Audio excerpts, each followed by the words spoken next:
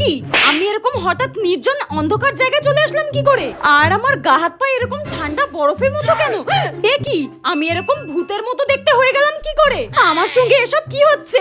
এক মিনিট, আমি তো আমার বেস্ট ফ্রেন্ডের বয়ফ্রেন্ডের সঙ্গে ঘুরতে গিয়েছিলাম আর ও আমাকে কোল্ড ড্রিঙ্কস খেতে দিয়েছিল। তার মানে ওটা খেয়েই আমি মরে গিয়েছি? নিশ্চয়ই ওটার মধ্যে বিষ মেশানো ছিল। আমার আগেই বোঝা উচিত ছিল বেস্ট ফ্রেন্ডকে যখন ধোকা দিতে পারে তখন আমাকেও ধোকা দিতে পারে। তার মানে আমি মরার পর এরকম ভূত হয়ে গেছি। কিন্তু আমি তো নিজেই ভূতে ভীষণ ভয় পাই।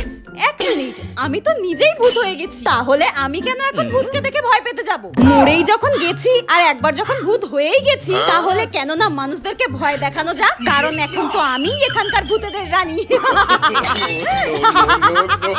এই তোর আগে থেকে আমরা 100 বছর ধরে এই গাছে রয়েছি, আর তুই একদিন এসে আমাদের ভূতেদের রানী হবি? দেব দেখবি সোজা তাল গাছে পাঠিয়ে। না না, আমি এখানেই ঠিক আছি, এখানেই ঠিক আছি, আর বলবো না।